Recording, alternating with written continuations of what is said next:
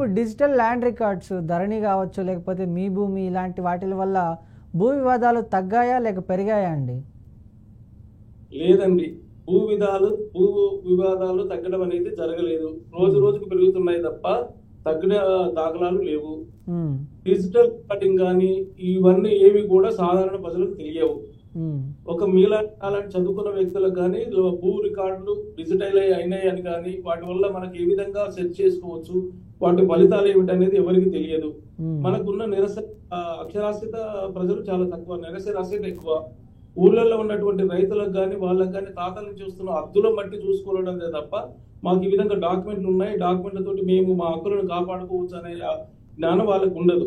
మా తాత ఈ హద్దు ఇక్కడ నుంచి ఈ భూమి నాది, ఈ 10 ఎకరాలు నాది, 15 ఎకరాలు నాది అని ఉంటారు తప్ప స్వాధీన పరిస్థితి ఉండి వ్యవసాయం చేస్తున్నారు తప్ప డాక్యుమెంట్ కూడా చాలా మంది రైతుల దగ్గర కూడా ఇప్పటికి కూడా లేని కారణాలు ఉన్నాయి. ఈ డిజిటలైజేషన్ ద్వారా ఎవరికి ఆ నాలెడ్జ్ లేదు, ఆ విధంగా సెర్చ్ చేసుకోవాలి, తమ హక్కులు ఎట్లా కాపాడుకోవాలి, రిజిస్టర్ ఎట్లా చేయించాలనేది అవగాహన ప్రజల్లో ఇంకా రాలేదు. ప్రభుత్వం ఇంకా విస్తృతమైన ప్రచారం కలిగించి డిజిటల్ రికార్డ్స్ ఎలా నమోదు చేసుకోవాలి, ఏ విధంగా తమ హక్కులను కాపాడుకోవాలనడానికి విస్తృత ప్రచారం అయితే అవసరం ఉంది. ఓకే, ఇప్పుడు వ్యక్తిగత భూములపై ఆక్రమణలు జరిగాయనుకోండి, చట్టపరంగా వెంటనే ఎలాంటి చర్యలు తీసుకోవాలంటారు? ఆక్రమణ వ్యక్తిగత ఆస్తుల మీద జరిగిన, వేరే వాళ్ళ ప్రభుత్వ ఆస్తుల మీద జరిగిన, ప్రభుత్వ ఆస్తుల మీద ఆక్రమణ జరిగితే ప్రభుత్వానికి సంబంధించిన అధికారులు చర్యలు తీసుకుంటారు. వ్యక్తిగత మీ ఆస్తికి సంబంధించినటువంటి భూమిపై ఎవరైనా ఆక్రమిస్తే మీరు వెంటనే ఆక్రమించిన వ్యక్తి దాఖలాలు తెలుసుకొని, ఆయన వివరాలు తెలుసుకొని మీకున్న హక్కు ఏమిటి, భూమిపై మీకు ఏ విధంగా హక్కులు సంక్రమించినాయి, ఇది వారసత్వం పక్క మీరు కొనుక్కున్నదా, లేకపోతే గిఫ్ట్ గా ఎవరి ద్వారా వచ్చిందా, లేకపోతే బిల్లునామ ద్వారా వచ్చిందా, ఏ విధంగా వచ్చిందనే దగ్గర మీ డాక్యుమెంట్ మీ దగ్గర ఉంచుకొని ఎవరైనా ఆక్రమణ చేస్తే మొట్టమొదట ఒక పోలీస్ స్టేషన్ కంప్లైంట్ ఇవ్వడం, అక్కడ కూడా మీకు కాకపోతే సివిల్ కోర్టు ఆశ్రయించడం అనేది ముఖ్యం. మామూలుగా గ్రామీణ ప్రాంతాల్లో పొలాల హద్దులు, సర్వే నెంబర్ల వివాదాలు ఎక్కువగా మనం చూస్తూ ఉంటాము. ఎందుకు వస్తాయంటారు అసలు అవి? సర్వే నెంబర్లు అంటే మన దగ్గర ఉన్నటువంటి విలేజెస్ లో ఏదైతే ల్యాండ్స్ ఉన్నాయో అక్కడ హక్కు నిర్ణయించింది గత కొన్ని వందల సంవత్సరాల నుంచి కూడా సర్వే జరిగినప్పుడు చిన్న చిన్న రాళ్ళు పెట్టుకుంటారు, మీరు చూసుంటారు. ఒక పొలానికి మధ్యన ఒక నెంబర్ వేస్తూ ఆ నెంబర్ ద్వారా ఈ సర్వే నెంబర్ నుంచి ఈ సర్వే నెంబర్ గొలుసు కొలతలు ఉంటాయి. ఆ రాళ్ళు హద్దులు ఒక భూమికి సంబంధించిన హద్దులుగా వాళ్ళు ఏర్పాటు చేసేవాళ్ళు. ఎప్పుడైతే పెదాలు పెరిగి భూమి యొక్క రేట్లు పెరుగుతుండడం వల్ల ఏం జరుగుతుంది, ఆ రాళ్ళని ఎత్తేయడం, ఆ భూమిని అసంటుగా జరిగిపోవడం, రాళ్ళు వేరే చోట్ల బాధటం, ఇదంతా నా భూమి అనడం, దాన్ని నిర్ణయించుకోవడానికి మళ్ళా సర్వేయర్కి రావాలి. సర్వేయర్ వచ్చి అది కరెక్ట్ ఉందా రాలేదా హద్దులు ఫిక్స్ చేయాలంటే సాధారణమైన పని కాదు. ప్రైవేట్ సర్వేయర్లు కోర్టుకు పనికిరారు. ప్రభుత్వ సర్వేయర్ తీసుకోవాలంటే మనం కన్సర్న్ అధికారి దగ్గరికి వెళ్ళి ఒక అప్లికేషన్ పెట్టుకొని ఈ సర్వే సరిగ్గా లేదండి, ఆక్రమణ జరిగింది, మా హద్దులు మాకు ఫిక్స్ చేయండి అని చెప్పడానికి కొన్ని వందల మన నెలల సమయం పడుతుంది. ఇప్పుడు భూములపై రికార్డ్స్, సర్వే నెంబర్ల రికార్డ్స్ లేకపోవడం వల్లనే ఈ గందరగోళానికి తావిస్తుంది. మామూలుగా ఇప్పుడు భూములపై కోర్టు కేసులు దశాబ్దాల పాటు లభించడం వల్ల ఎలాంటి సమస్యలు అనేవి వస్తాయంటాయండి? సార్, భూముల్లో కోర్టులలో కేసులు పెండింగ్ ఉండడానికి కారణం కేసులు వేల కొద్ది ఫైల్ చేస్తే పరిష్కరించడానికి కోర్టులు నెలకొల్పినవి మాత్రం కొన్ని పదుల్లోనే ఉంటాయి. జిల్లాకు 1 కోట్లు 5 కోట్లు, కానీ రోజు రోజుకు పెరిగిపోయేటువంటి ఫైలింగ్ ల్యాండ్ కేసులు కొన్ని వందల కొద్దిగా ఉండడం వల్ల ఈ డిలేకి కారణం ముఖ్యంగా కేసుల పరిమాణం ఎక్కువ, కోర్టులో చాలా తక్కువ. ఫలితంగా ఒకే రోజు కోర్టుకు సంబంధించిన ఒక కోర్టులో 300 నుంచి 400 కేసులు కాల్ఫర్ చేస్తారండి. 400 కేసులు నడిచేవి కొత్తగా టోటల్ గా అదర్ సైడ్ అడ్వకేట్, ఇక్కడ అడ్వకేట్ అందరు రెడీగా ఉండి పార్టీస్ రెడీగా ఉంటే కూడా ఒక న్యాయమూర్తి 10 కేసుల కంటే ఎక్కువ స్వీకరించలేదు. మిగతా 290 కేసులు వాయిదా పడవలసిందే. ఈ విధంగా పడుతూ ఉండటం వల్ల 1 సంవత్సరం 2 సంవత్సరాల్లో పరిష్కరించవలసిన భూ వివాదాల కేసులు కొన్ని 10 సంవత్సరాలు 15 సంవత్సరాలు పైన పడుతున్నాయి. దీనికి కారణం కోర్టుల సంఖ్య తక్కువ, వివాదాల సంఖ్య ఎక్కువ. అంటే ఇప్పుడు సివిల్ కోర్టులు లేకపోతే భూ వివాదాలకు సంబంధించినటువంటి కోర్టులు తక్కువ ఉన్నాయంటారా? 100%. జిల్లా స్థాయిలో సివిల్ కి, భూ తగాదాలకి, తదితర సివిల్ వివాదాలకు కూడా అదే కోర్టు, క్రిమినల్ కేసులకు కూడా అదే కోర్టు ఉంటుంది. మెట్రోపాలిటన్ సిటీలో మాత్రమే క్రిమినల్ కేసులకు మెట్రోపాలిటన్ క్రిమినల్ కోర్ట్స్, తర్వాత సివిల్ కి సంబంధించినటువంటి సివిల్ కోర్ట్స్ ఉన్నాయి తప్ప జిల్లా స్థాయిలో గాని మండల స్థాయిలో గాని ఒకే కోర్టులో సివిల్, క్రిమినల్ 2 కేసులు ఒకే జడ్జి గారు పరిష్కరించవలసి ఉంటుంది. ఫలితంగా కేసులు వాయిదాలు పడుతూ వస్తున్నాయి. ఓకే, ఇప్పుడు రియల్ ఎస్టేట్ వ్యాపారులు భూములు కొనుగోలు చేసే ముందు చట్టపరమైన తనిఖీ ఎలా చేయాలంటారు? రియల్ ఎస్టేట్ వ్యాపారులు తనిఖీ చేసుకునే చేస్తారండి. చేయవలసిందంతా కొనుగోలుదారు. ఎవరైతే ఒక ప్లాట్ 2 ప్లాట్ కొనుక్కుంటారో వాళ్ళు రియల్ ఎస్టేట్ వాళ్ళ దగ్గర కొంటున్నప్పుడు వాళ్లకు సరిగ్రమైన భూ హక్కులు జారీ అయినాయా లేవా, డాక్యుమెంట్స్ ఉన్నాయా లేవా, సరైనటువంటి పర్మిషన్స్ ఉన్నాయా లేవా, లేఅవుట్ పర్మిషన్స్ ఉందా లేదా, ఇవి చెక్ చేసుకోవాల్సిన బాధ్యత కొనుగోలుదారు. రియల్ ఎస్టేట్ 100 ఎకరాలు తీసుకుంటాడు, ఉన్నా లేకున్నా ప్రభుత్వాలను లేకపోతే వేరే వాళ్ళను మేనేజ్ చేసుకొని పర్మిషన్ తీసుకురావడం, లేఅవుట్ వేయడం, అమ్ముకొని వెళ్ళిపోవడం. రియల్ ఎస్టేట్ వాళ్ళు కరెక్ట్ లీగల్ ఒపీనియన్ తీసుకుంటారా లేదా, వాళ్ళు ఏం చేస్తారనేది చాలా తక్కువ పరిమాణంలో మనకు అవసరం. కానీ ఇండివిజువల్ ఎవరైతే ప్లాట్ కొంటున్నారో వాళ్ళు చూసుకోవాల్సిన బాధ్యత పర్చేసర్, మిడిల్ క్లాస్ మెంబర్స్ ఎవరైతే ప్లాట్ 400 గజాలు, 300 గజాలు, 500 గజాలు ఎవరైతే కొంటారో వాళ్ళు కొనే ముందు సక్రమైనటువంటి లేఅవుట్ ఉందా, భూమి యొక్క హక్కులు ట్రాన్స్ఫర్ అయినాయా లేవా చూసుకోవాల్సిన బాధ్యత కొనుగోలుదారి పైన ఉంది.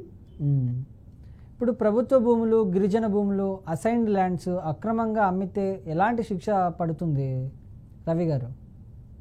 అసైన్డ్ భూములు, కొన్ని అసైన్డ్ భూములు అమ్మడానికి లేదు, కొన్ని వంశపారంపర్యంగా అనుభవించడానికి ఇచ్చినటువంటిది నిరుపేదలకు కానీ గిరిజనులకు కానీ ఇచ్చినటువంటి భూములు వాళ్ళు అనుభవించి జీవనోపాధి కోసమే ఇచ్చినటువంటి భూములే, వాటిని అమ్మడానికి లేదు. కాకపోతే ఏమవుతుంది, వాళ్ళ పేరు మీదనే ఉంచుకుంటూ వాళ్ళకి డబ్బులు ఇచ్చి కొనుక్కోవడం, తర్వాత కొన్ని ప్రభుత్వ రికార్డులలో మార్చుకోవడం, తన మీదికి జరుగుతుంది. ఇలాంటి జరిగితే మాత్రం నేరం. అది అసైన్డ్ భూములు కొనడానికి లేదు, without permission of the government are the court మనం కొనడానికి లేదు. కొంటే క్రిమినల్ కేసులు కూడా అవుతుంది, ఆ భూమి మళ్ళీ వాళ్ళ సొంతం చేయబడుతుంది. ఇప్పుడు భూ సమస్యల పరిష్కారానికి ప్రభుత్వం తీసుకోవాల్సిన అత్యవసర చర్యలు ఏమైనా ఉన్నాయంటారా? భూ సమస్యలను పరిష్కరించాలంటే ముఖ్యమైనటువంటిది కరెక్ట్ రికార్డులు మెయింటైన్ చేయాలి. ప్రభుత్వానికి సంబంధించిన రెవెన్యూ రికార్డులు కానీ, గ్రామ స్థాయి రికార్డులు కానీ, గ్రామ స్థాయి నుంచి కూడా రికార్డ్స్ కరెక్ట్ మెయింటైన్ చేసినట్లయితే హద్దులు సరిగ్గా ఉన్నప్పుడు ఇలాంటి సమస్యలు రావు. ప్రభుత్వ రికార్డులు చేయడంతో పాటు కొన్ని ప్రత్యేకమైన కోర్టులు, ఇప్పటికీ ల్యాండ్ గ్రాబింగ్ కోర్ట్స్ ఎస్టాబ్లిష్ చేసినప్పటికీ జిల్లాకు 1-2 మాత్రమే ఉన్నాయి. సపరేట్ ఇప్పుడు చెక్ బౌన్స్ల కోసం ఇక ప్రత్యేక న్యాయస్థానాలు ఏదైతే ఏర్పాటు చేశారో, అలాగే ఈ భూమి సమస్యలకు ఏవైతే ఉంటాయో రెవెన్యూగా ఇప్పుడు భూ సమస్యలు ఎక్కడి నుంచి జరుగుతున్నాయి, జాయింట్ కలెక్టర్ కాడ ఉంటాయి, ల్యాండ్ గ్రాబింగ్ కోర్టు ఉంటుంది, సివిల్ కోర్టు ఉంది. ఇన్ని కోర్టులు ఉన్నప్పటికీ కూడా సమస్యలు ఇంకా పెరుగుతూనే ఉన్నాయి. కాబట్టి ప్రత్యేకమైనటువంటి న్యాయస్థానాలు ఏర్పాటు చేస్తే భూ సమస్యలు తొందరగా పరిష్కారమయ్యే అవకాశం ఉంటుంది. ఇప్పుడు ఒక సాధారణ వ్యక్తి ఉన్నారనుకోండి, తన భూమి సురక్షితంగా ఉంచుకోవడానికి తీసుకోవాల్సిన జాగ్రత్తలు ఏమైనా కొన్ని చెప్పగలరా? ఎప్పుడైతే సార్ ఇది గ్రామ స్థాయిలో కానీ ఒక ఎకరం పొలం కొన్నా, సిటీలో మెట్రోపాలిటన్ సిటీలో ఒక ప్లాట్ మీరు కొన్నా, కొనే ముందే జాగ్రత్తలు తీసుకోవాలి. ఆ ప్లాట్ మనకైతే ఎవరి దగ్గర నుంచి అయితే మనం కొంటున్నామో ఎన్ని సంవత్సరాల నుంచి ఆయన ఆధీనంలో ఉంది, ఆయన స్వాధీనంలో ఉన్నారా, అనుభవిస్తున్నారా లేదా, అతను ఎవరి దగ్గర కొన్నారు, ఎలా ట్రాన్స్ఫర్ అయ్యింది, ఇవన్నీ కూడా లింక్ డాక్యుమెంట్స్ పరిశీలించుకున్న తర్వాత ఫస్ట్ మీరు పొజిషన్ ఉన్నారా లేదా చూసుకోవాలి. మనకి అమ్మే వ్యక్తులు ఎవరైతే ఉన్నారో, సపోజ్ ఒక ల్యాండ్ అమ్ముతున్నారు, వాళ్ళు స్వాధీన పరిధిలోనే ఉన్నారా లేదా, లేదా ఏదో డాక్యుమెంట్ ద్వారా కొని హద్దులు తెలియకుండా ఎక్కడైనా ఉన్నారా, అది ఏమన్నా మోటగేజ్ చేశారా, ప్రైవేట్ వ్యక్తులకు ఏమన్నా అగ్రిమెంట్లు చేశారా, ఇవన్నీ కూడా మనం సెర్చ్ చేసుకోవాలి. కొనే ముందు ఈసీని కూడా చెక్ చేసుకోవాలి, ఎన్కంపరెన్స్ సర్టిఫికేట్ కూడా చెక్ చేసుకోవాలి. చెక్ చేసుకుని నాకు సంబంధించిన వరకు నేను చెప్పే మొట్టమొదటి సలహా అయితే, మీకు రెవెన్యూల చట్టాల మీద కానీ డాక్యుమెంట్స్ మీద కానీ అవగాహన ఉండదు కాబట్టి లక్షలు పోసి కొనే ప్లాట్ని ఒక 5,000 10,000 మీ దగ్గరలో ఉన్నటువంటి న్యాయవాదిని కలిసి అతని ద్వారా ఒపీనియన్ తీసుకున్న తర్వాతనే భూమి కొనుగోలు చేయడం అనేది మంచిది. ఎస్, ఇప్పుడు ప్రస్తుత రాజకీయ పరిస్థితులు భూ వివాదాలపై ఎంత ప్రభావం చూపే అవకాశాలు ఉన్నాయంటారు? రాజకీయ పరిస్థితులు అంటే ఇప్పుడు మామూలుగా రాజకీయ పరిస్థితులు ఒక పార్టీకి సంబంధించినటువంటి వ్యక్తులు కానీ లేకపోతే ఒక పార్టీ కానీ ఆ రాష్ట్రంలో అధికారంలోకి వచ్చింది, ఆ భూములకు సంబంధించినటువంటి సమస్యలు ఏమైనా పెరిగే అవకాశాలు ఉన్నాయా లేకపోతే తగ్గే అవకాశాలు ఉన్నాయంటారా? ప్రభుత్వం ఏ పార్టీ అయితే అధికారంలోకి వస్తుందో ఆ పార్టీకి సంబంధించినటువంటి ప్రభుత్వం తీసుకున్న నిర్ణయాలపైన రియల్ ఎస్టేట్ భూములు పెరగడం కానీ తగ్గడం కానీ జరుగుతుంది. ఒక ప్రభుత్వం సపోజ్ ఇప్పుడు ఉన్నటువంటి ప్రభుత్వం హైదరాబాద్ చుట్టుపక్కల పరిశ్రమలు తీసుకొస్తుంది, లేకపోతే ఎయిర్పోర్ట్ తీసుకొస్తుంది, వేరేది ఏదో ప్లానింగ్ ఉంది అనుకున్నప్పుడు ఆ చుట్టుపక్కల ల్యాండ్స్ లెవెల్ పెరుగుతాయి, రియల్ ఎస్టేట్ భూమి పెరుగుతుంది. ఏది లేక శబ్దంగా ఉంటే రియల్ ఎస్టేట్ డౌన్ అవుతుంది. ప్రభుత్వం తీసుకున్నటువంటి నిర్ణయాలపైననే భూముల రేట్లు కూడా ఆధారపడి ఉంటాయి. ఎస్. ఇప్పుడు భూమి కబ్జా జరుగుతున్నప్పుడు బాధితులు ఎందుకు తక్షణ న్యాయం పొందలేకపోతున్నారంటారు? భయం. భూమికి కొన్ని వేల కోట్ల లక్షల రూపాయల విలువైంది. కబ్జా చేసిన వాడు అయి ఉంటాడు, గూండా అండు అయి ఉంటాడు, అతనికి ఎదురు తిరగలేరు. తిరగలేక కావడం, ఇచ్చింది తీసుకొని వెళ్ళిపోవడం జరుగుతుంది. దీనికి భూమి ఎప్పుడైతే విలువలు పెరిగినాయో కబ్జాదారులు పెరిగిపోయినారు, ల్యాండ్ మాఫియా వాళ్ళు ఉన్నారు, రాజకీయ జోక్యం ఉంది, లోకల్ లీడర్స్ జోక్యం ఉంటుంది. ఇవన్నీ కోర్టుకు పోయి 15 ఏళ్ళు 20 ఏళ్ళు తిరిగిన దానికంటే వాడు ఇచ్చిన దాన్ని ఏదో ఒకటి తీసుకొని సెటిల్ చేసుకుందాం అనే వరవడి ప్రజలు ఎక్కువైపోయింది. ఇప్పుడు రెవెన్యూ అధికారులు లేదా స్థానిక నాయకులు భూ సమస్యల్లో జోక్యం చేసుకునే సందర్భాలు ఎంతవరకు న్యాయమైనవంటారు? ఎవరికి కూడా కోర్టులకు తప్ప మన భూమికి సంబంధించిన హక్కులపై ఎవరో తీర్పు చెప్పవలసిన అవసరం మనకు లేదు. ఇట్లా ఈ భూ సమస్యలు ఎప్పుడైతే పెరుగుతున్నాయో లోకల్ లీడర్స్, లోకల్ గుండాసు, ఈవెన్ పోలీసులు సివిల్ తగాదాలు వస్తున్నాయని కొన్ని వందల కేసులు మనం హైకోర్టులో తీర్పులు ఇస్తున్నారు, చూస్తున్నాం. అయినప్పటికీ పోలీసుల జోక్యం తగ్గలేదు. తగ్గకుండా సివిల్ మ్యాటర్లో కూడా పోలీసు వాళ్ళ జోక్యం ఉంటుంది. ఫలితంగా ఏమవుతుంది? డిస్ప్యూట్లు పెరిగిపోతున్నాయి. ఏదో చిన్న ప్లాట్ కొనుక్కున్నటువంటి కూడా నష్టపోతున్నాడు. దానికి కారణం రాజకీయ పలుకుబడి, ల్యాండ్ మాఫియాలు, గూండాలు, ఇలాంటి ఒత్తిళ్లతోటే ఈ చిన్నటువంటి వ్యక్తులు వాళ్ళ భూములు కోల్పోవాల్సిన గత్యంతరం ఏర్పడుతుంది. ఓకే. ఇప్పుడు వారసత్వ భూముల విషయంలోకి వస్తే సోదరీమణుల మధ్య ఇప్పుడు మామూలుగా గొడవలు వస్తూ ఉంటాయి. ఆ వివాదాలు అనేవి చట్టపరంగా ఎలా పరిష్కరించుకోవాలి అంటారు? ఎవరి మధ్య వచ్చినా కోర్టును ఆశ్రయిస్తే కోర్టు చెప్పిన తీర్పును అనుసరించవలసి వస్తుంది. లేదా సోదరి మధ్య అన్నప్పుడు ప్రైవేట్ వ్యక్తులు అయితే వాళ్ళ మధ్యన పరిచయం ఉండదు, వాళ్ళకి అనుబంధాలు ఉండవు, ప్రేమలు, అనురాగాలు ఉండవు.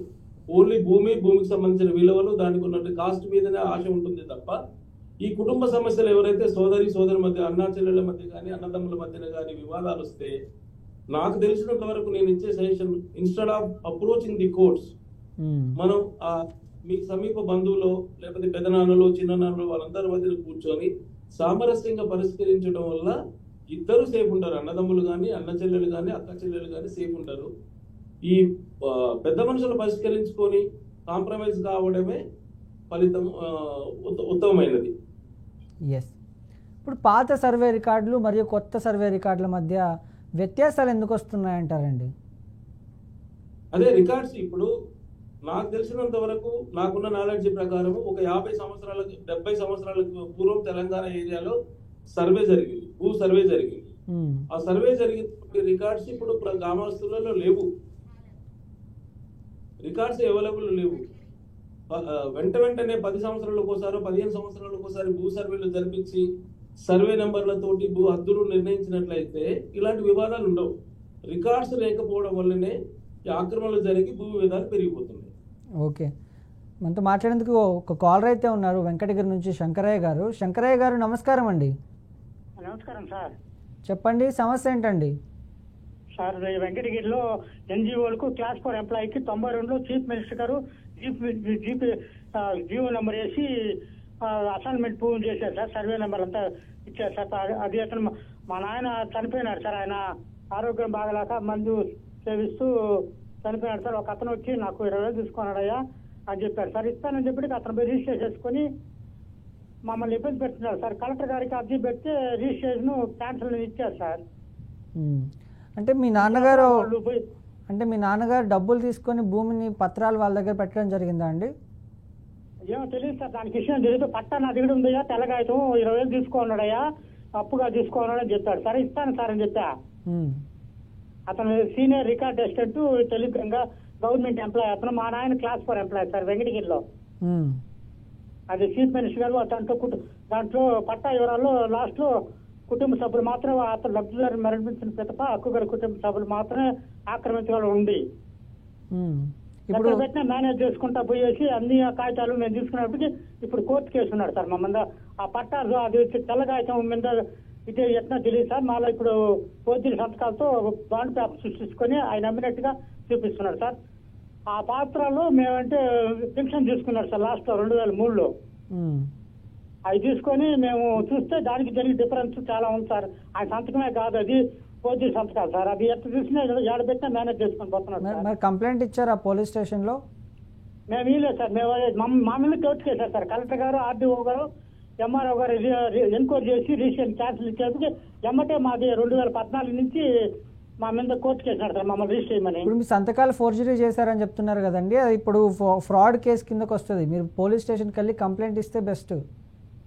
అది మళ్ళీ హైకోర్టు కేసు. హైకోర్టులో వెంకటగిరిలో సివిల్ కోర్టు ఉంది, అతను వేస్తున్నాడు. అతను ఏంటో దాన్ని ఇల్లు కట్టేశారు సార్. మేమేదో చిన్న చిన్న పనులు చేసుకుంటామో మా తమ్ముళ్ళు పట్టించుకోలేదు సార్. నాకు తెలుసుగా విషయం. నేను కలెక్టర్ గారికి హైకోర్టుకి పోతే హైకోర్టులో కూడా వాళ్ళు వెంకటగిరిలో ఉంది, అది వెంకటగిరిలో మీరు అక్కడ పరిశీలించి అక్కడ తీసుకోండి అని చెప్పారు. వెంకటగిరిలో అది మాకేం ఇప్పుడు 10 సంవత్సరాలు జరుగుతాం సార్. అది 10 సంవత్సరాలు అవుతుందా? అవును సార్. ఓకే. అంటే ఇప్పుడు రవి గారు మేనేజ్ చేసుకుని అన్ని పోతులు సంతకాలు సార్. మా పేరు లేదు, మా నాయన పేరు లేదు. ఆయన రిజిస్టర్ చేసుకున్నాడు భార్యకి. తర్వాత మళ్ళీ నాకు లోకాదాలత్ చేస్తే నాకు ఎక్కడ ఆస్తి లేదు, నా భార్య వెంకటగిరిలో రాలేదు, నాకు ఎందుకు దాంట్లో అని చెప్పాడు. మా పెన్నమ్మ గారు క్లాస్ 4 ఎంప్లాయీ అదే ప్లాట్ లో అదే సర్వే నెంబర్ల మీద 9 ఇంకో పట్ట 35 నెంబర్ పట్ట కొనుక్కొని రిజిస్టర్ చేసుకున్నాడు మా ప్లాట్ ముందే. అంటే ఇప్పుడు రిజిస్టర్ చేసుకున్నాడు సార్. మీ ఫ్లాట్ కి సంబంధించినటువంటి డాక్యుమెంట్స్ మీ దగ్గర ఉన్నాయండి? అన్ని మొత్తం జెరాక్స్ ఉన్నాయి సార్. మొత్తం ఒరిజినల్ పట్ట అతని దగ్గర ఉండేటప్పటికి అతను మాకు ఎక్కడ పోయినా మేనేజ్ చేసుకొని పోతున్నాడు. ఓకే. ఆన్లైన్ లో మీ పేరు చూపిస్తుందా, ఇప్పుడు ఉన్నటువంటి అతని పేరు చూపిస్తుందా? ఆన్లైన్ లో కానీ నేను తీసుకున్నా సమాజ చట్టం తీసుకుంటే మా నాన్నగారి పేరు మీదనే ఉంది పట్ట. అది ఎన్జీ వాళ్ళకి ఇచ్చింది కాబట్టి పలానప్పుడు పలానా వెంకటగిరిలో ఎన్జీ వాళ్ళకి ఇచ్చారు, పలానికి ఉన్నాయి పేరు, మా నాయనకు ఉన్నాయి, సీకెత్తుకు ఉన్నాయా. ఆయన మీ మీద ఏ కేసు వేశారు కోర్టులో? మమ్మల్ని ఆయన అమ్మేస్తున్నాడు, ఆయన వీళ్ళు రిజిస్టర్ రాలేదు, మేము ఆయన రిజిస్టర్ చేయించండి కోర్టు ద్వారా అని చెప్పి మా అమ్మని చేస్తున్నాడు సార్. ఓకే. అయితే రవి గారు మీ నాన్నగారికి ప్రభుత్వం ఇచ్చినటువంటి పట్టా భూమి? అవును మేడం. అవును సార్. స్వాధీనం ఎవరు స్వాధీనంలో ఉన్నారు ఇన్నేళ్ళు? ఇప్పుడు అడావుడిగా ఇప్పుడు మేమేంటి ఎక్కడ స్థలం వీళ్ళు అంతా అనామతిగా ఉండింది. లేఅవుట్ ఉంది, గవర్నమెంట్ ముఖ్యమంత్రి గారు ఇచ్చారు. వెంకటగిరిలో జనార్దన్ రెడ్డి గారు ముఖ్యమంత్రి అయిన తర్వాత లేఅవుట్ వేసి వీళ్ళకి పట్టాలు ఇచ్చాడు ఎన్జీ వాడికి క్లాస్ 4 ఎంప్లాయీకి. అతను ఏం చేశాడు, దాన్ని ఇల్లు కట్టేశాడు మేము డబ్బులు ఎత్తుకుపోయేటప్పటికి. మీరు వినండి, ప్రభుత్వం ఇచ్చినటువంటి పట్టా మీకు నివాస స్థలమా, వ్యవసాయ భూమా? అది మ్యాచ్ పొరంబోకు సార్. లేఅవుట్ వేసి ఎన్జీ వాళ్ళకి ఇచ్చారు సార్. అదే నివాస స్థలం, మీరు ఇల్లు కట్టుకోవడానికి ఇచ్చారు. అతను మమ్మల్ని ఇల్లు కట్టుకోమని మా నాన్న ఆయన స్వతంత్రం కుటుంబ సభ్యులు వాడుకోమని పట్టాలో రాస్తున్నాడు సార్. పట్టా రాసింది, మీరు అది ఇల్లు కట్టుకునే నివాసంలో ఉన్నారా లేకపోతే ఎంటీగా ఉందా ఆ ఫ్లాట్? ఆ ఫ్లాట్ ఆ దందాన్ని అతను ఇల్లు కట్టేసి అతను హౌస్ రెంట్ గవర్నమెంట్ కూడా మోసం చేసి హౌస్ రెంట్ తీసుకుంటూ నాకు ఎక్కడ ఇల్లు లేదని రాయించినాడు సార్. అదే లేఅవుట్ లో మా పెన్నమ్మ గారి తల్లి నేను ఆమె కూడా క్లాస్ 4 ఎంప్లాయ్, ఆమె కూడా రిజిస్టర్ చేసుకున్నాడు సార్. మీరు సివిల్ కోర్టులో మీరు కేసు వేస్తున్నారా అతను వేసినాడా? అతను వేశాడు సార్. అతను ఏమని వేశాడు? మమ్మల్ని రిజిస్టర్ చేయమని అతను అమ్మేస్తున్నాడు. వాళ్ళ నాన్నగారు వాళ్ళు ఎన్ని స్కూల్ పిలిచినా రిజిస్ట్రేషన్ రాలేదు, మేము రిజిస్టర్ చేసుకోను, కోర్టు ద్వారా మాకు రిజిస్టర్ చేయండి అని కలెక్టర్ గారు రిజిస్టర్ క్యాన్సిల్ చేయని ఇచ్చేటప్పటికి ఎమ్మటి ఇప్పుడు ఈ టైప్ లో పోయారు సార్ ఆయన. ఇప్పుడు మీ కలెక్టర్ గారు ఇచ్చినటువంటి ఆదేశాల ప్రకారం ఆయనకు రిజిస్ట్రేషన్ క్యాన్సిల్ చేస్తూ మీదే పట్టాలండి అని కలెక్టర్ ఆదేశాలు ఇచ్చినాడా మీకు? అవును సార్. ఇచ్చిన తర్వాత ఏమైంది? మళ్ళీ ఏమైందో తెలియదు సార్. మా లాయర్ గారు ఇది పెట్టుకుని వాయిదాల మీద వాయిదాలు వస్తే మళ్ళా కౌంటర్ వేసాడు సార్. మళ్ళీ ఇంకొకటి మా అతను బాండ్ పేపర్ నుంచి వెళ్ళని చెప్పి కోర్టులో పెట్టేశారట. మీ కేసు ఏ కోర్టులో పెండింగ్ ఉంది? Venkatagiri sir. Venkatagiri junior civil court sir. Junior civil కోర్టులో ఫైనల్ ఫలితం రాలేదు ఇంకా రాలేదు సార్.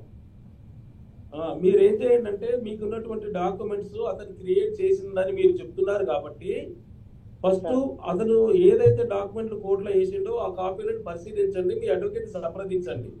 ఒకవేళ మీ నాన్న సిగ్నేచర్ ఒకవేళ ఈ పట్టా భూమిని అమ్ముకునే రైట్ ఉందా లేదా అదొకటి మీ అడ్వకేట్ గారు చూస్తారు. కొన్ని రోజుల తర్వాత అనుభవించిన తర్వాత అమ్ముకునే కొన్ని రైట్స్ వస్తాయి. లేదా ఇది అనుభవించే మాత్రమే తరతరాలు మాత్రం అనుభవించాలంటే మీ నాన్న అమ్మినా చెల్లదు అది. కాబట్టి తదనంతరం మీ నాన్న తదనంతరం మీకే వస్తుంది తప్ప అతనికి రాదు. అతను ఏ విధంగా రాసుకొని కోర్టులో వేసినప్పటికీ కూడా ఆయనకి చెల్లదు. కాబట్టి ఆయన వేసిన కేసు డాక్యుమెంట్ తీసుకొని మీకు దగ్గరలో ఉన్న న్యాయవాదిని సంప్రదించండి.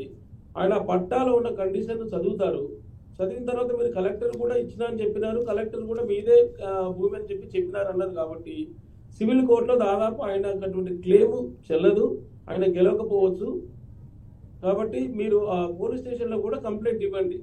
మా నాన్న అమ్మిండా లేదా అనేది ఆ సిగ్నేచర్ మీరు కన్ఫర్మ్ చేసుకున్న తర్వాత ఒకవేళ ఫోర్జరీ అయితే ఫోర్జరీ చేసి ఈ విధంగా మా మీద సివిల్ కేసులు వేసి భూమి ఆక్రమించుకుంటుండనేది మీరు పోలీసులకు కేసు పెడితే వాళ్ళు విచారణ చేసి మీకు న్యాయం జరుగుతుంది. అయితే రవి గారు, ఇప్పుడు భూములపై fake general power of attorney అంటే జీపీఏ మోసాలు కూడా జరుగుతున్నాయి. ఇవి ఎలా జరుగుతాయి అంటారు? జీపీఏ ఎవరైతే ఓనర్ ఆఫ్ ప్రాపర్టీ కానీ ఏదో ల్యాండ్ ఉంటుందో అతనికి వీలు కాకపోవడం వల్ల కానీ సొంత పనుల ద్వారా కానీ ఆ వ్యవహారాలు చూసుకోలేనప్పుడు తనకు సంబంధించినటువంటి బంధువును మిత్రులను ఒకరిని జీపీఏ అంటే జనరల్ పవర్ ఆఫ్ అటార్నీ అంటే అతని తరపున ఇతరు యాక్ట్ చేసే విధంగా అమ్మే విధంగా పవర్ ఆఫ్ అటార్నీ ఇస్తారు, హక్కును కల్పిస్తూ general power of attorney issue చేస్తారు. ఆ జనరల్ పవర్ ఆఫ్ అటార్నీలో మనకి ఏం రాసి ఉంది, అందులో ప్రాపర్టీని ప్రొటెక్ట్ చేయమని ఉందా, లేకపోతే నెగోషియేట్ చేయమని ఉందా, మెయింటైన్ చేయమని ఉందా, అమ్మడానికి హక్కులు ఇచ్చారా లేదా, ఇవన్నీ కూడా మనం చూసుకోవాలి. ఒక్కొక్కసారి ఏముంటుంది, పన్నుల ఒత్తిడి వల్లనో లేకపోతే ఆ ల్యాండ్ చూసుకోలేకపోవడం వల్లనో ఆ owner general power of attorney to look after the property అని మాత్రమే ఇస్తారు. జనరల్గా ఏమనుకుంటారు సాధారణ ప్రజలు, జీపీఏ అనగానే అక్కడ అమ్మేయచ్చు, GP holder can sell the property అని చెప్పేసి అనుకుంటారు. జీపీఏలో ఉన్న కంటెంట్ని చదవకుండా అది అమ్మకానికి ఇచ్చాడా, మెయింటెనెన్స్ కోసం ఇచ్చాడా, దేనికోసం ఇచ్చాడు, అమ్మిన తర్వాత ఏం చేయాలనేది చదవకుండా భూములు జీపీఏ ద్వారా కొనొద్దు. ఒకవేళ భూమిని అమ్మడానికి ఇచ్చింది అనుకుందాం, ఆ అమ్మిన తర్వాత మళ్ళీ అదే జీపీఏని ఈరోజు ప్రజెంట్ చేసి నెక్స్ట్ డేనే ఇంకో వారికి అమ్మే అవకాశాలు ఉన్నాయి. కాబట్టి జీపీఏ హోల్డర్ ఇచ్చిన హోల్డర్ బతుకున్నాడా లేడా, రిజిస్ట్రేషన్ చేసే నాటికి అతను ఉన్నాడా లేడా, అది కూడా చూసుకోకుండా పోతే జీపీఏ ద్వారా కొన్న ప్రాపర్టీ వ్యాలిడ్ కాకుండా పోతుంది. ఓకే, ఇప్పుడు భూ రిజిస్ట్రేషన్ సమయంలో స్టాంప్ డ్యూటీ మోసాలు అనేవి ఎలా గుర్తించాలంటారు? వాటి నుంచి ఎలా జాగ్రత్త పడాలంటారు? స్టాంపు డ్యూటీ సంబంధించిన వరకు మనం సేల్ డ్యూటీ ప్రజెంట్ చేస్తే ప్రభుత్వ సబ్ రిజిస్ట్రార్ ఆఫీస్ వాళ్ళు కానీ సంబంధిత రెవెన్యూ డిపార్ట్మెంట్ వాళ్ళు కానీ దాని మీద ఎంత ఫీ చేయాలనేది చెప్తారు. అక్కడ మోసం జరగడం అనేది ఏముండదు. దాదాపు ఎంతైతే ఎక్స్టెంట్ ఉందో ఆ ఎక్స్టెంట్ కి మీరు ఫీజు చెల్లిస్తేనే రిజిస్ట్రేషన్ అవుతుంది. ల్యాండ్ ఫీజు ప్రభుత్వ రికార్డులో ఉంటాయి కాబట్టి దాంట్లో మోసాలు ఎక్కువ ఏం జరగవండి. ఓకే, ఇప్పుడు ప్రభుత్వ భూముల రక్షణ కోసం ఇప్పుడు చట్టాలు సరిపోతున్నాయంటారా, లేక ఆ చట్టాల్లో ఇంకా ఏమైనా మార్పులు చేర్పులు అవసరం అంటారా? రెవెన్యూ ఫీజు అంటున్నారా, రిజిస్ట్రేషన్ ఫీజు అంటున్నారా? అంటే ప్రభుత్వ భూములు రక్షణ కోసం ఇప్పుడు చట్టాలు ఉన్నాయి కదా, అవి సరిపోతాయి అంటారా, లేక కొత్త చట్టాలు ఏమైనా తీసుకురావాల్సిన అవసరం ఉందా అండి? రికార్డ్స్ సెట్ చేస్తూ కొత్త చట్టాలు ఇప్పుడు వస్తూనే ఉన్నాయి, ఇంకా మార్పులు జరగాలి. ఇలాంటి భూమికి సంబంధించినటువంటి రికార్డ్స్ కానీ ఇవన్నీ కూడా డిజిటలైజేషన్ వచ్చిన తర్వాత ఆ పాస్బుక్ల వివరాలు కానీ పహానీలు కానీ వీటికి కొత్త తరహాలో క్రియేట్ చేస్తూ చట్టాలు కొత్తవి వచ్చినప్పుడు మాత్రమే వివాదాలు తగ్గుతాయి. ఈ పాత చట్టాలని పాత పద్ధతుల ద్వారా పోవడం వల్ల లిటిగేషన్ వేల కొద్ది 10 సంవత్సరాలు 15 సంవత్సరాలు 20 సంవత్సరాల వరకు లోయర్ కోర్టు నుంచి హైకోర్టు, హైకోర్టు నుంచి సుప్రీంకోర్టుకు ఇలా తిరగడం వల్ల సమస్యలు పరిష్కరించబడట్లేదు. కాబట్టి కొత్త చట్టాలు అవసరము, స్పీడ్ ఆఫ్ లిటిగేషన్ క్లియరెన్స్ కూడా అవసరం. ఓకే, ఇప్పుడు అసైన్డ్ ల్యాండ్స్ను అక్రమంగా అమ్మినప్పుడు కొనుగోలుదారుడు హక్కులను నిజంగానే కోల్పోతారంటారా? వాళ్ళకు ఉన్నటువంటి హక్కులు ఏంటండి? అసైన్డ్ భూముల్ని అమ్మడానికి లేదు, without permission court government assigned భూమి అంటే తరహా అసైన్ ల్యాండ్ అనేది మనం ఫస్ట్ నిర్ణయించుకోవాల్సి ఉంటుంది. అసైన్డ్ భూమిని కొనే ముందు కంపల్సరీ వాళ్ళకి బదిలీ చేయించుకునే హక్కు ఉందా, అనుభవించే హక్కు ఉందా, అది చూసిన తర్వాతనే కొనాలి. ఒకవేళ అసైన్ ల్యాండ్ మీరు కొన్నట్లయితే దాని మీద మీకు హక్కులు రావు. ఎవరైనా కోర్టుకు పోతే మీకు కొన్న డబ్బులు నష్టంతో పాటు మీకు ఆ భూమి కూడా మీకు చెందదు. అసైన్ ల్యాండ్ కొనేటప్పుడు జాగ్రత్త తీసుకోవాలి. అసైన్ ల్యాండ్ కొనడానికే వీల్లేదు. కాకపోతే కొన్ని తరహా ప్రాపర్టీస్ ఉంటాయి. అసైన్ ల్యాండ్ కొన్ని రోజులు అనుభవించిన తర్వాత తదనంతరం అమ్ముకునే హక్కులు కొన్ని కల్పిస్తూ అసైన్ ల్యాండ్స్ ఉంటాయి. వాటిని చూసుకొని ఓకే. ఇప్పుడు గిరిజన ప్రాంతాల్లో భూ చట్టాలు ప్రత్యేకంగా ఎలా ఉంటాయండి? గిరిజనులకు సంబంధించినటువంటి పటిష్టమైన చట్టాలు మాత్రం ఇప్పటికి ఉన్నాయి. కాకపోతే ఈ కన్వర్షన్ ఆఫ్ గిరిజనులను కన్వర్షన్ చేసుకోవడము, ఆ భూమి కోసమే గిరిజన మహిళలను చేసుకోవడము, ఆ తర్వాత వాళ్ళ హక్కులను భూమి ఆక్రమించుకోవడము ఇలా జరుగుతున్నాయి. వాటికి రెవెన్యూ చట్టాలు ఇప్పటికీ పటిష్టంగానే ఉన్నాయి. పోలీస్ వ్యవస్థ పటిష్టంగానే ఉంది. వాటిని కరెక్ట్ గా ఇంప్లిమెంట్ చేస్తే గిరిజనులకు చేసినటువంటి చట్టాలు ఇప్పటికి కూడా ఉన్నాయి. వాటిని ఇంప్లిమెంట్ చేయడంలోనే కష్టాలు ఉన్నాయి. ఇంప్లిమెంట్ కరెక్ట్ చేసినట్లయితే ఉన్న చట్టాలు కూడా సరిపోతాయి. అవసరమైతే కొత్త చట్టాలు తీసుకొస్తారు కూడా. ఓకే. ఇప్పుడు రైతుల భూములను ఇండస్ట్రియల్ జోన్ లేదా రోడ్ల కోసం స్వాధీనం చేసుకుంటారు కొన్నిసార్లు. అలాంటి సందర్భాల్లో పరిహారాలు కొన్నిసార్లు సరిపోతూ ఉంటాయి, సరిపోకుండా ఉంటాయి. మరి అలాంటప్పుడు రైతులు ఏం చేయాలంటారండి? మీకు ప్రభుత్వం ఇచ్చినటువంటి ప్రభుత్వం తనకు ఎప్పుడైతే స్వాధీనం చేసుకున్నప్పుడు అయితే మీకు కాంపెన్సేషన్ ఇస్తుంది. ఆ ఏరియాను బట్టి అక్కడ ఉన్న విలువను బట్టి ప్రభుత్వం ఒక నిర్ణయం ఇస్తుంది ఆ రేటుని. ఒకవేళ మీకు రేటు ప్రభుత్వం నిర్ణయించినటువంటి కాంపెన్సేషన్ ఏదైతే రేటు ఉందో అది మీకు సరిపోదు అనుకున్నప్పుడు, అది తక్కువగా ఇచ్చిందని అనుకున్నప్పుడు మీరు కోర్టును ఆశ్రయించి మీరు ఎందుకోసం ఎక్కువ అడుగుతున్నారు, ఏ పద్ధతుల వారు ఎక్కువ అడుగుతున్నారు, మీరు ఎందుకు ప్రభుత్వం ఎక్కువ చెల్లించాలనేది మీరు కోర్టు కన్విన్సినట్లు చేస్తే కోర్టు ప్రభుత్వాన్ని ఆదేశిస్తుంది. దాని ప్రకారం మీకు డబ్బులు వస్తాయి. ఓకే. ప్రజా అవసరాల కోసమే ప్రభుత్వం భూమి ప్రైవేట్ వ్యక్తుల నుంచి తీసుకుంటుంది తప్ప సొంత అవసరాల కోసం. ఎవరి దగ్గర అయినా భూమి ఉంటే అది ప్రభుత్వ ప్రజల అవసరాల కోసం, అత్యవసరాల కోసం మాత్రమే అవసరమైనప్పుడు, ఎయిర్పోర్ట్ అనుకోండి, రోడ్లు అనుకోండి, బ్రిడ్జీలు అనుకున్నప్పుడు ప్రభుత్వం ఆ భూమిని తీసుకొని కాంపెన్సేషన్ పే చేస్తుంది. ప్రభుత్వం ఉందే ప్రజల కోసం కాబట్టి ప్రజల సౌకర్యార్థం ఏదైనా భూమిని లాక్కుంటే భూమిని తీసుకున్నట్లయితే ప్రభుత్వం తీసుకున్నట్లయితే దాని కాంపెన్సేషన్ పే చేస్తుంది. మీకు సరిపోదు, ఇచ్చినటువంటి కాంపెన్సేషన్ చాలా తక్కువగా ఉంది కన్నప్పుడు మీరు సంబంధిత హైకోర్టుని కానీ ఆశ్రయిస్తే మీకు కాంపెన్సేషన్ పెరిగే అవకాశం ఉంటుంది. అంటే కొన్ని సందర్భాల్లో నేను చూశానండి, కొన్ని సోషల్ మీడియాలలో ఫొటోస్ కానీ వీడియోస్ కానీ చూశాను. అంటే రోడ్లు వేసిన తర్వాత అంటే ఒక వ్యక్తికి సంబంధించినటువంటి ల్యాండ్లో ఒక రోడ్డు వేశారు.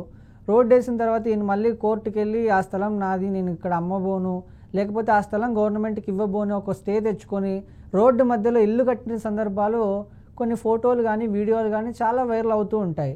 ఇలాంటివి నిజ జీవితంలో నిజంగానే జరుగుతాయంటారు రవి గారు? జరగవండి. ఎవరికైనా ప్రభుత్వానికి అధికారం ఉంది. ప్రజల సౌకర్యం కానీ అక్కడ ఉన్నటువంటి పరిసరాలకు వెసులుబాటు కల్పించడం కోసం కానీ, రోడ్స్ అయితే రోడ్స్, బస్ స్టాండ్ అయితే బస్ స్టాండ్, ఎయిర్పోర్ట్ అయితే ఎలాంటి ప్రజల సౌకర్యార్థం ఏదైతే ఉందో ఆ ఏరియాలో అనుకున్నప్పుడు ప్రభుత్వం సర్వే చేసి రెవెన్యూ అధికారులతో మాట్లాడి, సంబంధిత విలేజ్లతో మాట్లాడి, ఇప్పుడు ప్రాజెక్ట్ వచ్చింది అనుకోండి, మన టిఆర్ఎస్ వచ్చినప్పుడు ఆ విలేజ్ రైతులందరితో మాట్లాడినారు కదా. ఇప్పుడు అమరావతి ఉంది, ఆ విలేజ్ అందరూ ప్రభుత్వం అక్కడ క్యాపిటల్ నిర్ణయించాలనుకున్నప్పుడు రైతుల నుంచి సమావేశాలు నిర్వహించారు, వాళ్ళతో చర్చలు చేశారు. చేసిన తర్వాత రైతులు ఒప్పుకున్న తర్వాత ప్రభుత్వానికి అప్పచెప్పడం జరిగింది. ప్రభుత్వం అడ్డగోలుగా తీసుకోదు కదా. తీసుకోకుండా ప్రజల సౌకర్యార్థం ఉన్నప్పుడు కంపల్సరీగా మనం కూడా ఇవ్వాల్సిన అవసరం ఉంటుంది. ఇచ్చిన ప్రకారం కాంపెన్సేషన్ ప్రభుత్వం చేస్తుంది. ఓకే. ఇప్పుడు డిజిటల్ లాకర్స్ ప్రభుత్వం ఎప్పుడైతే ఒక ప్రజల సౌకర్యార్థం ఏర్పాటు చేయాలనుకున్నటువంటి ఉన్నప్పుడు నేను ఇవ్వను అనడానికి ఉండదండి. ఇవ్వడానికి కూడా కరెక్ట్ గా ఉండాలి. మీకు కాంపెన్సేషన్ ఇస్తుంది. తగిన భూమి ఉంటే నీకు ఒక 100 గజాల భూమి పోతుంటే ఇంకో ఏరియాలో 200 గజాలు కానీ దానికి సమానమైన భూమి కూడా ప్రభుత్వం ఇస్తుంది. మనం ఇవ్వద్దు అనడానికి ఉన్నటువంటి రీజన్స్ కూడా మనకు కరెక్ట్ ఉంటే తప్ప ప్రభుత్వం నుంచి మనం కొట్లాడడానికి ఉండదు. ఓకే. ఇప్పుడు భూమి పత్రాలు సురక్షితంగా ఉంచుకోవడానికి కొంతమంది డిజిటల్ లాకర్ అనేది వాడుతూ ఉంటారు. ఇది ఎంతవరకు ఉపయోగకరం అని మీరు అనుకుంటున్నారండి రవి గారు? Digital locker for digital documents, physical documents digital locker లో పెట్టుకోలేము కదా. మన దగ్గరే ఉంటాయి. డిజిటల్ డాక్యుమెంట్స్ మన రిఫరెన్స్ కి పనికి వస్తుంది తప్ప ఫిజికల్ డాక్యుమెంట్స్ కొన్నప్పుడు కానీ అమ్మినప్పుడు కానీ రిజిస్ట్రేషన్ కానీ ఫిజికల్ డాక్యుమెంట్స్ అవసరం ఉంటుంది. Digital document for only reference. Okay, భూ సమస్యలపై ప్రత్యేక ట్రైబ్యునల్ ఏర్పాటు చేస్తే వివాదాలు త్వరగా పరిష్కారం అవుతాయంటారా, లేకపోతే యాజ్ యూజువల్గా నార్మల్గానే ఉంటాయంటారా? నేను కోర్టుల సంఖ్య పెరగాలని ముందే చెప్పాను మీకు. ఉన్నటువంటి కోర్టు సరిపోవడం లేదు. భూముల విలువలు తోటి ఆక్రమణలు పెరిగిపోయినాయి. లిటిగేషన్స్ చాలా క్రియేట్ చేయడం జరుగుతుంది. ఒకే ప్లాట్ మీద 4-5 డాక్యుమెంట్ క్రియేట్ చేయడం, దాన్ని మల్టిపుల్ లిటిగేషన్ కోర్టు ద్వారా గుంజడము. ఒక హైదరాబాద్ లాంటి ప్రాంతంలో ఏమైపోయింది, ఒక డాక్యుమెంట్ క్రియేటర్ నాకు హక్కు ఉందని తెలిసినప్పటికీ కూడా ఒక లిటిగేషన్ క్రియేట్ చేస్తున్నారు. 1 లక్ష రూపాయలు పే చేసి ఒక దొంగ రిజిస్ట్రేషన్ డాక్యుమెంట్ చేస్తున్నారు. చేసిన తర్వాత నాకు డాక్యుమెంట్ ఉందని చెప్పేసి వస్తారు. నాకు ఇద్దరు డాక్యుమెంట్ ఉన్నాయని చెప్తారు. నువ్వు కోర్టుకు పోతే ఏమవుతుంది, 10 ఏళ్ళు అవుతుంది అంటాడు. కావాలని second rank documents duplicate document create చేసి కోర్టులో కేసేస్తాడు నాదని.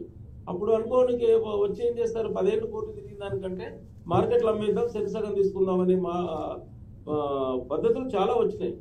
కాబట్టి మీరు పొజిషన్లో ఉండడం అనేది డాక్యుమెంట్ కొనుక్కోవడం పక్క పడేయడం కాకుండా ప్రతిసారి 6 నెలలకోసారి 3 నెలలకోసారి పోవడము, ఆ పొజిషన్ చూసుకోవడం, రెవెన్యూ రికార్డులలో ఏమైనా ట్రాన్స్ఫర్ అయింది అప్పుడప్పుడు ఈసీ చెక్ చేసుకోవడం కాకుండా జరగాలండి.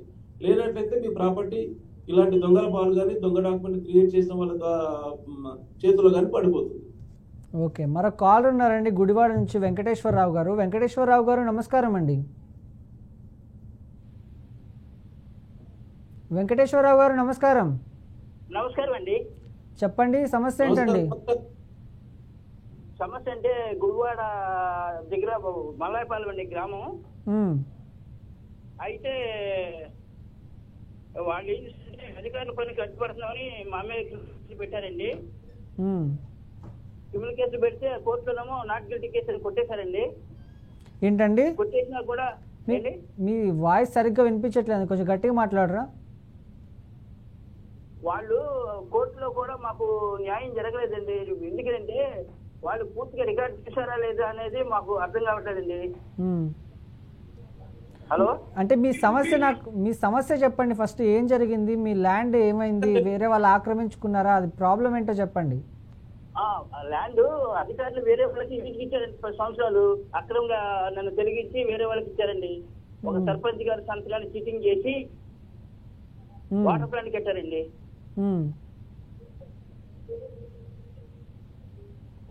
హలో, చెప్పండి. ఇంకా చేశారండి. మరి దానికోసం మేము ఇప్పుడు కూడా అడుగుతూనే ఉన్నామండి. సమాచార హక్కు కింద అడిగినా కూడా ఆ గ్రామ సర్పంచ్ గారి సంతకాన్ని చేసి తీర్మానం చేసామన్నారు. ఆయన కోర్టులో సాక్ష్యంగా పెట్టుకుంటే ఆయన చేయలేదు, ఈ సంతకం నాది కాదని కోర్టులో వాంగ్మూలం ఇచ్చారండి వాళ్ళు పెట్టి కేసులోనే. మరి కోర్టులో కూడా మరి చీటింగ్ చేసిన మీద చర్యలు తీసుకోవట్లేదు. నష్టపోయిన వాళ్ళకి న్యాయం ఎందుకు చేయట్లేదు మాకు అర్థం కావట్లేదండి. మరి మేము కోర్టును నమ్మితే కోర్టులు మరి ఇలా చేయించండి. మీరు టీవీ చూస్తున్నట్టున్నారు, టీవీ సౌండ్ మ్యూట్లో పెట్టండి. యాక్చువల్గా రవి గారు ఇక్కడ ఏమైందంటే సమస్య, వాళ్ళకు ఉన్నటువంటి ల్యాండ్లో సర్పంచ్ సంతకం అంటే ఫోర్జరీ చేసి సంతకంలో ఒక వాటర్ ప్లాంట్ పెట్టడం జరిగిందంట. అది పెట్టి కూడా చాలా సంవత్సరాలు అవుతుంది. కేసు వేయడం కూడా జరిగింది. ఇక్కడి సర్పంచ్ గారు వచ్చి సాక్ష్యం చెప్పడం కూడా జరిగింది, అంటే ఆ సంతకం నాది కాదని. అయినా కూడా కోర్టు ఎలాంటి స్పందన లేదు, ఎందుకు స్పందించట్లేదు అని అడుగుతున్నారు. ఈయనకు సంబంధించినటువంటి వ్యక్తిగత ఆస్తి భూమిలో ఒక వాటర్ ప్లాంట్ పెట్టారు. ఎవరు పెట్టారు? వెంకటేశ్వరరావు గారు వినిపిస్తుందా అండి? వినిపిస్తుందండి. ఆ వాటర్ ప్లాంట్ పెట్టింది ఎవరండి? అది ఏటీఎం సమస్యని ఇచ్చారండి. తీర్మానం చేయకుండానే ఇచ్చామంటారు. వాళ్ళకి కాగితాలు పిలువు కాదు, ఎవరిచ్చారు? గవర్నమెంట్ ఇచ్చిందా? గవర్నమెంట్ అధికారులు అప్పగిప్పారండి వాళ్ళకి. అది చీటింగ్ చేశారనే విషయం తెలుసండి కోర్టు కూడా. మరి ఎందుకు కోర్టులో చీటింగ్ చేసిన వాళ్ళు చర్య తీసుకోవట్లేదు? నష్టపోయిన వాళ్ళకి న్యాయం ఎందుకు చేయట్లేదు? ట్యాక్స్ నేను కట్టుకున్న ఆ స్థలానికి. మీది నివాస స్థలమా, అగ్రికల్చర్ ల్యాండ్?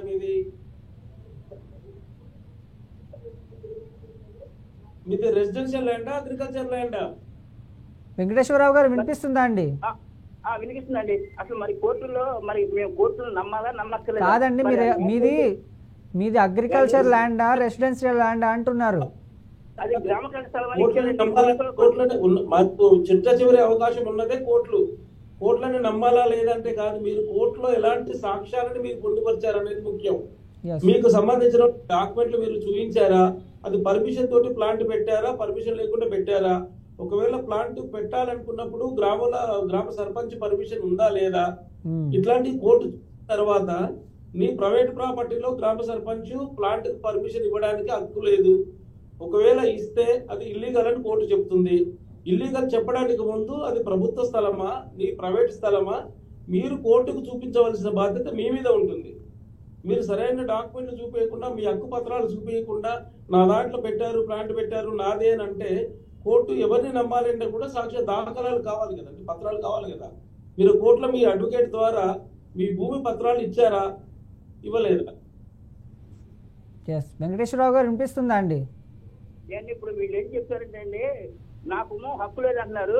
మరి వీళ్ళకి ఏం రైట్స్ ఉన్నాయండి? గ్రామ కంఠ స్థలంలో ఉన్న వాళ్ళని తొలగించడానికి, వేరే వాళ్ళకి ఇవ్వడానికి అధికారులకు ఏం రైట్స్ ఉన్నాయండి? మరి ఈ కోర్టు వారు జడ్జి గారు అడగాలి కదా, ఎందుకు అడగట్లేదు? మేము చెప్తుంటే ఎందుకు పెట్టలేదు?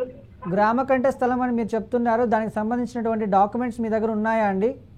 మేము చెప్పం కాదండి, ఆ గ్రామ ఈవో ఇచ్చారండి పోలీసులకి. కాదండి, ఆ ల్యాండ్ డాక్యుమెంట్స్ మీ దగ్గర ఉన్నాయా అని అడుగుతున్నారు. ఉన్నాయండి, ట్యాక్స్ కూడా మేమే కట్టుకుంటామండి, కరెంట్ బిల్ కూడా నా పేరునే ఉందండి. మరి అవన్నీ కోర్టులో సబ్మిట్ చేశారా అండి? చేసామండి. చేస్తే వాటిని ఏమి పరిగణన తీసుకోవట్లేదు. నేను లోకాయుక్త కూడా పెడితే లోకాయుక్త వాళ్ళు సివిల్ కేసు వేసుకున్నారు. సివిల్ కేసు కాదండి, 2 రోజులు సరదాగా ఉండేలా ప్లాన్ చేసుకున్నాం సార్. వెంకటేశ్వరరావు గారు చెప్పండి సార్. మీరు కోర్టులో అన్ని డాక్యుమెంట్స్ సబ్మిట్ చేస్తుంటే కంపల్సరీగా కోర్టు పరిగణలోకి తీసుకుంటుందండి, తీసుకోకుండా ఉండదు. ఎక్కడో చిన్న లోపం జరిగి ఉంటుంది. నాకు తెలిసి మీ అడ్వకేట్ను, మీరు ఎవరైతే లాయర్ని పెట్టుకున్నారో, అడ్వకేట్ని పెట్టుకున్నారో, సరైన లాయర్ని, సరైన అడ్వకేట్ని ఎంచుకున్న తర్వాత అతని ద్వారా వెళ్తే మీకు తొందరగా ఈ సమస్యకి పరిష్కారం అయ్యే అవకాశం ఉందండి. సార్ వీళ్ళు 2012లో నా మీద కేసు పెట్టారు, నా కేసు నేనే చేసుకున్నాను. వాళ్ళు చెప్పితే నాటికి కేసు 2014లో కొట్టేశారండి. అవన్నీ కూడా ఉన్నాయండి, జడ్జిమెంట్ కాపీలు, ఎఫ్ఐఆర్ కాపీలు అన్నీ ఉన్నాయండి. మొత్తం కాగితాలు కూడా మన చట్టబద్ధంగా నేను కోరుతున్నానండి. న్యాయం వచ్చినట్టుగా కాదండి. అవునండి, మీరు గెలిచి చెప్తున్నారు కదండి, కోర్టు మీద నమ్మకం లేదంటారేంటి? కోర్టు మీకు తీర్పిచ్చింది అంటున్నారు కదా. నాకు కోర్టు మీద నమ్మకం గౌరవం ఉండబట్టే నేను కోర్టు వారికి వాయిదాలకి విడిచిపెట్టకుండా వెళ్తానండి. కనీసం ఏ ఒక్క వాయిదాకి కూడా నా బాధ వినకుండా, రికార్డు చేయకోకుండా కేసు కొట్టేసి ఊరుకుంటున్నారు. వాళ్ళేమో ఇప్పుడు కూడా అలాగే వాటర్ ప్లాన్ కొనసాగిస్తూనే ఉన్నారు. పెట్టారు, ఇట్లా క్రిమినల్ కేసులు పెడుతున్నారు, కొట్టేస్తున్నారు. నా మీద లేనిపోయిన ఆరోపణలు చేస్తున్నారు. ఎస్పీ గారికి పెట్టినా, ఏపీ డీజీపీ గారికి పెట్టినా ఏ ఒక్కళ్ళు కూడా తప్పు చేసిన వాళ్ళ మీద చర్యలు తీసుకోవట్లేదు. మరి నష్టపోయి నాకు న్యాయం చేయట్లేదు. నేను అన్ని కోర్టులు పెట్టండి, హైకోర్టు కూడా పెట్టుకున్నాను. హైకోర్టు వారు లేనువాళ్ళు పంపించారు, లేనువాళ్ళు సరైన ఫారంలో వేసుకోమన్నారు. ఆ సరైన ఫారం ఏదో చెప్పండి అంటే చెప్పరు. మరి ఎట్లాగండి ఇట్లా కోర్టులో మోసాలు చేస్తుంటే ఎట్లాగండి? బాధ్యత. వెంకటేశ్వరరావు గారు, టైం లేదండి యాక్చువల్గా. మీరు మళ్ళీ కూడా రేపు కూడా కాల్ చేయొచ్చు. ఇదే ఉంటుంది కోర్టు తీర్పు. కోర్టు ఏం మోసం చేయదండి, ఎవరికి కోర్టు మోసం చేయదు. మీరు ఇచ్చినటువంటి డాక్యుమెంట్లు మీవా కావా, మీ అడ్వకేట్ ద్వారా కరెక్ట్ ప్రజెంట్ చేస్తే ఇద్దరు తీసుకున్న తర్వాత కోర్టు తీర్పు చెప్తుంది. కోర్టులో అన్యాయం జరిగింది అంటే హైకోర్టుకు వెళ్ళండి. ఇది కింది కోర్టులో మీకు జరగకపోతే ఉన్నత కోర్టుకు వెళ్ళాలి. అక్కడి నుంచి కాకపోతే దానికి వెళ్తారు తప్ప కోర్టు మీద తప్పు చేసింది అనేది కాదండి. మీరు ప్రజెంట్ చేసిన కేసు ఎలా ఉందనేది చూడాలి ఫస్ట్. రవి గారు, థ్యాంక్ యూ సో మచ్ అండి. మీ విలువైన సమయాన్ని బీఆర్కే ప్రేక్షకుల కోసం కేటాయించి వాళ్ళకు ఉన్నటువంటి సలహాలు, సందేహాలు, సూచనలు ఇచ్చినందుకు ధన్యవాదాలు. సో ఏదేమైనప్పటికీ భూమి అంటే కేవలం మట్టి కాదు, ఇది మన కష్టానికి ప్రతిఫలం, మన భవిష్యత్తుకు బలమైన ఆధారం. కానీ చట్టాలపైన అవగాహన లేకపోతే ఈ భూమి మనకే శత్రువుగా మారుతుంది. ఈరోజు అడ్వకేట్ రవి గారి మాటల్లో విన్నాం, నకిలీ పత్రాల నుండి ఆక్రమణల వరకు, పరిష్కారాల నుండి జాగ్రత్తల వరకు. ఒక మాట గుర్తుంచుకోండి, భూమి కాపాడుకోవడం అంటే మన భవిష్యత్తును కాపాడుకోవడం. మరి మన హక్కులు మన చేతుల్లోనే సురక్షితంగా ఉండాలంటే జాగ్రత్తలు తీసుకుందాం. మళ్ళీ కలుద్దాం మరో ముఖ్యమైన చట్టపరమైన అంశంతో. అప్పటి వరకు జాగ్రత్తగా ఉండండి. అవగాహన, భద్రత ఈ 3 మీతో ఉండాలని కోరుకుంటూ ఇది ఈనాటి బీఆర్కే న్యాయవేదిక ఎపిసోడ్. మళ్ళీ వచ్చే ఎపిసోడ్లో మళ్ళీ కలుసుకుందాం. అంతవరకు చూస్తూనే ఉండండి బీఆర్కే న్యూస్, తెలుగోడి సత్తా.